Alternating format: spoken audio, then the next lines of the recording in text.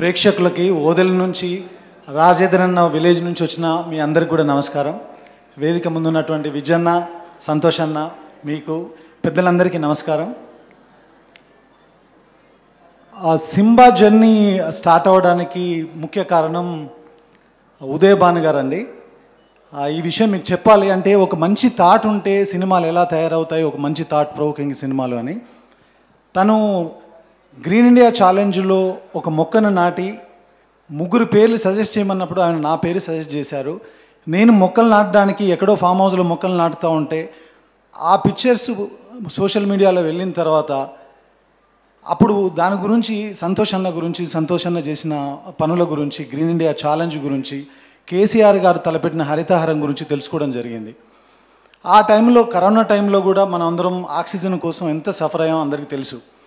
అలాంటి టైంలోనే ఒక మంచి కాన్సెప్ట్తో కమర్షియల్ సినిమా ఎందుకు రాయకూడదని ఈ కాన్సెప్ట్, ఈ కథ రాయడం జరిగింది. సో ఈ రకంగా ఈ సినిమా రాయడానికి, ఈ సినిమా కథ రాయడానికి ఇన్స్పైర్ చేసిన ఉదయ్ భాను గారికి, సంతోష్ అన్నకి, కేసీఆర్ గారికి, వీళ్ళందరికీ మనస్ఫూర్తిగా ధన్యవాదాలు చెప్తున్నాను. ఇది ఓన్లీ బ్లడ్ షెడ్ లేదంటే ఎంటర్టైన్మెంటో, సాంగ్సో అలాంటి సినిమా కాదు. అలాగని మీ కమర్షియల్ ఎలిమెంట్ లేని ఒక మెసేజ్ ఓరియంటెడ్ సినిమా మాత్రమే కాదు, అన్ని సమపాలలో బ్లెండ్ చేసిన సినిమా.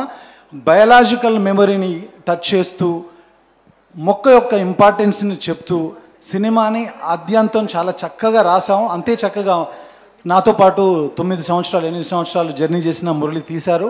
ఈ సినిమా మీ అందరికీ తప్పకుండా నచ్చుతుందని నమ్ముతున్నాను.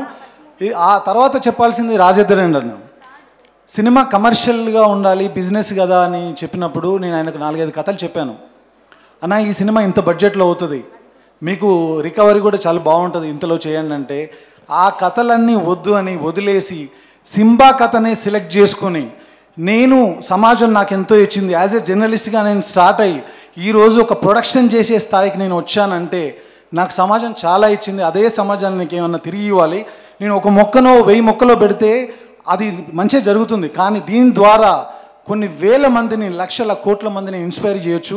ఈ కథ చేద్దాం, నాకు డబ్బుల కంటే కూడా సమాజానికి ఏదన్నా చేయాలనే థాటే ఇంపార్టెంట్ అని చెప్పేసి ఒక్కరోజు కూడా డబ్బు గురించి ఆలోచించకుండా తన సేవింగ్స్ అన్ని తెచ్చి ఈ సినిమాలో పెట్టిన రాజేంద్ర రెడ్డి అన్న, మీకోసం తప్పకుండా ఈ సినిమా ఆడుతుంది, మీకు మంచి జరుగుతుంది.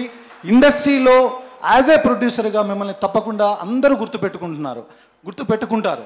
సో ఆ తర్వాత ముఖ్యంగా థ్యాంక్స్ చెప్పాల్సింది రాఘవ్ గారికి, పూర్ణ గారికి, మా సంతోష్ అన్న గారి టీంలో ఉండేవాళ్ళు. మాకు షూటింగ్ టైంలో ఎక్కడ ఏం కావాలన్నా గవర్నమెంట్ తరపున మాకు సపోర్ట్ చేసి అన్ని రకాలు, ఈ సినిమాని తీయాలంటే 10-15 కోట్లు కావాలండి జనరల్లీ, కానీ ఎంతో సపోర్ట్ చేసి మీరు మంచి సినిమా తీస్తున్నారని మాకు సపోర్ట్ చేసిన పూర్ణ గారికి, రాఘవ్ గారికి ఈ సభాముఖంగా నేను ధన్యవాదాలు చెప్తున్నాను. అలాగే ఈ సినిమాలో చాలా సైంటిఫిక్ రీసెర్చ్ ఉంది. నాకు ఫార్మసీ బ్యాక్గ్రౌండ్ ఉంది కాబట్టి నేను కొంతవరకు రాయగలిగాను. దానికి సపోర్ట్ చేస్తూ క్యాన్సర్ ఇమ్యునాలజిస్ట్ కిషోర్ గారు సైంటిఫిక్గా ప్రూవ్ అయిన, చాలా ప్రపంచంలో ప్రూవ్ అయిన విషయాల్ని మాకు అందించి మాకు స్క్రిప్ట్ వర్క్లో హెల్ప్ చేసిన తనకి, స్క్రిప్ట్ ఐడియాకి సంబంధించి సలహాలు సంప్రదింపులకు ఉపయోగపడిన విజయ్కి, వీళ్ళందరికీ మరొకసారి సభాముఖంగా థ్యాంక్స్ చెప్తూ, ఇక్కడికి వచ్చిన పెద్దవాళ్ళందరికీ మీ సమయానికి మరొకసారి ధన్యవాదాలు చెప్పుకుంటూ థ్యాంక్ యూ సో మచ్ అండి.